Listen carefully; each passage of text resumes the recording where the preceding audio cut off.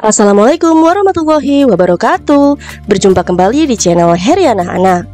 Nah, hari ini kita akan bersama-sama belajar untuk persiapan soal-soal Olimpiade Sains Nasional mata pelajaran IPA, khususnya biologi. Disimak baik-baik ya.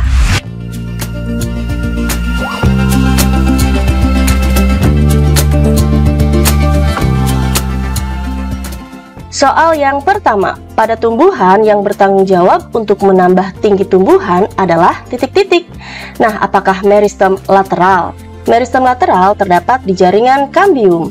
Nah, kambium berperan untuk pelebaran baik akar maupun batang, sehingga tidak berkaitan dengan tinggi tumbuhan ya, tapi untuk bertambah lebar. Selanjutnya, apakah meristem apeks pucuk dan akar? Meristem apeks pucuk bisa juga disebut sebagai meristem apikal, karena letaknya ada di bagian ujung-ujung. Nah, meristem apikal ini terbagi-bagi menjadi tiga.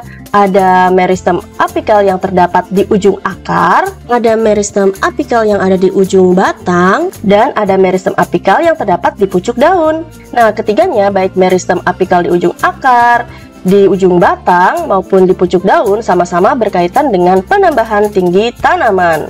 Sehingga jawaban yang B benar. Sedangkan meristem interkalar adalah meristem yang hanya terdapat di ruas-ruas batang. Nah, karena terdapat di ruas batang, sehingga meristem interkalar pun dapat menambah tinggi tanaman. Tetapi untuk meristem interkalar tidak semua tanaman punya ya, hanya tanaman jenis monokotil saja yang memiliki meristem interkalar. Sehingga kemungkinan jawaban C kurang tepat ya. Dan yang D, meristem apeks pucuk, ini berkaitan juga dengan meristem apikal, tetapi hanya terdapat di bagian pucuk daun saja. Kurang lengkap ya, sehingga jawaban yang paling tepat adalah yang B, meristem apeks pucuk dan juga akar. Lanjut ke soal nomor 2. Angiospermae termasuk jenis tanaman unik. Karena, angiospermae itu apa sih adik-adik? Angiospermae adalah jenis tanaman berbiji. Walaupun angiospermae termasuk tanaman berbiji, tetapi ciri khas angiospermae tidak jauh berbeda seperti tanaman jenis sporofita yang lain, yaitu memiliki siklus hidup berupa fase gametofit dan fase sporofit. Fase gametofit dimulai ketika serbuk sari menempel pada kepala putik dan membentuk bulu serbuk sari. Sedangkan fase sporofit adalah fase pada tumbuhan angiospermae yang sudah dewasa. Sehingga jawaban yang paling tepat adalah yang B ya, memiliki gametofit yang terdapat dalam sporofit. Gametofit ini pasti adanya di dalam tanaman yang sudah dewasa kan? Karena tanaman yang sudah dewasa pasti di dalamnya memiliki bunga, dan di dalam bunga terdapat putik dan juga serbuk sari. Kalau yang A merupakan tumbuhan penghasil biji, ini tidak termasuk tanaman unik ya, karena gimnospermae pun tanaman berbiji. Hanya bedanya gimnospermae berbiji terbuka, sedangkan angiospermae berbiji tertutup. Kemudian memiliki akar dan daun sejati. Tanaman lain pun ada yang memiliki akar dan daun sejati. Menghasilkan bunga dan buah, tanaman lain pun banyak yang menghasilkan bunga dan buah. Sehingga kenapa disebut jenis tanaman unik adalah karena memiliki gametofit yang terdapat dalam sporofit. Soal nomor 3. Pernyataan manakah berikut ini yang benar mengenai darah? Apakah A, arteri membawa darah yang kaya oksigen? Nah, benar ya, arteri membawa darah yang kaya akan oksigen, kecuali arteri pulmonalis. Arteri pulmonalis atau arteri pulmonari adalah arteri yang membawa darah yang kaya karbon dioksida. Sehingga kita sudah menemukan jawabannya, yaitu yang A. Sedangkan yang B, arteri membawa darah yang miskin oksigen, ini kurang tepat.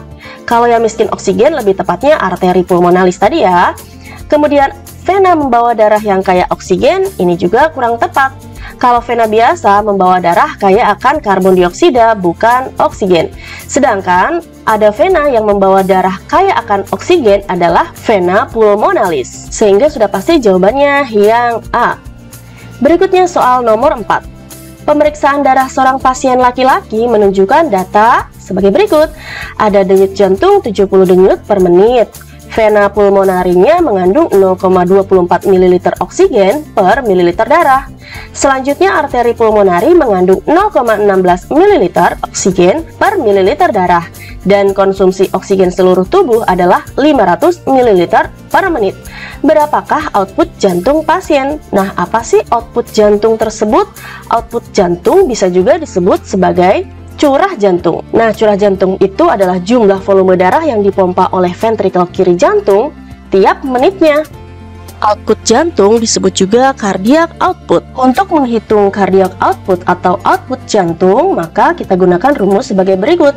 CO atau cardiac output sama dengan total konsumsi oksigen dibagi jumlah oksigen dalam vena pulmonari dikurangi jumlah oksigen dalam arteri pulmonari. Sama dengan total konsumsi oksigennya adalah 500 ml per menit dibagi jumlah oksigen dalam vena pulmonari ada 0,24 ml dikurangi jumlah oksigen dalam arteri pulmonari terdapat 0,16 ml. Sehingga 500 dibagi 0,24 dikurangi 0,16 adalah 0,08. Jadi 500 dibagi 0,08 adalah 6.250 ml per menit. Nah, tapi untuk pilihannya semua dalam bentuk liter ya, bukan mililiter. Jadi kita harus ubah dari mililiter menjadi liter dengan cara dibagi 1000. Jadi 6.250 dibagi 1000 adalah 6,25 liter per menit. Sehingga jawabannya yang D. Soal nomor 5. Tikus kanguru hidup di habitat gurun. Adaptasi fisiologi atau perilaku manakah berikut ini yang meningkatkan kesintasannya dalam lingkungan yang kering dan panas ini? Nah, adik-adik pasti bingung nih dengan kata-kata kesintasannya. Kesintasannya itu artinya kemampuan dalam bertahan hidup ya, atau disebut juga ketahanan hidup. Nah, agar tikus gurun ini dapat bertahan hidup, mana sih adaptasi fisiologi atau perilaku yang paling tepat? Adaptasi fisiologi tikus gurun memiliki lengkung Henle yang panjang. Dengan lengkung Henle yang panjang, maka kemampuan reabsorpsi air sangat tinggi. Apa itu reabsorpsi air? Reabsorpsi air adalah kemampuan dalam menyerap kembali air ke dalam tubuh. Oleh karena itu, urin yang dihasilkan jadi sedikit dan juga pekat. Nah, itulah cara tikus gurun agar tidak banyak cairan tubuh yang terbuang. Jadi, jawaban yang paling tepat adalah yang C, nefron dengan lengkung Henle yang panjang. Soal nomor 6. Sistem saraf difus dapat ditemukan pada hewan dari filum ... Nah, apa itu sistem saraf difus?